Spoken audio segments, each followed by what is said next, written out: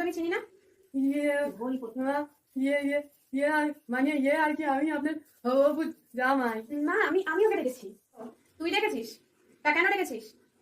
ও এসে কি সব হবু জামাই বলছে? কি ব্যাপার বলতো তো? আজকে তো জামাই ষষ্ঠী, আর এমনিও ঘন্টার সাথে আমার বিয়েটা তো দেবেই তোমরা, তাই না? আমি বিয়ে ওকেই করবো, তো আজকে প্রি জামাই ষষ্ঠীটা করার জন্য আমাকে ডেকেছি। কি এসব ঘন্টা কাঁসর এদের কথা বাড়িতে বলিস নি কখনো? কারাই না নিজের জামা কাপড় নিজে আমরা পছন্দ করে আনতে পারলো না, আবার বলছে বিয়ে।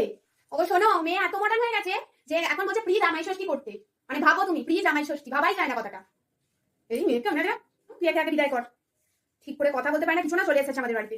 বাবা তুমি আগে বাড়ি যাও। মা এই আপনার মেয়েরই তো ট্যালেন্ট ছিল সবটা।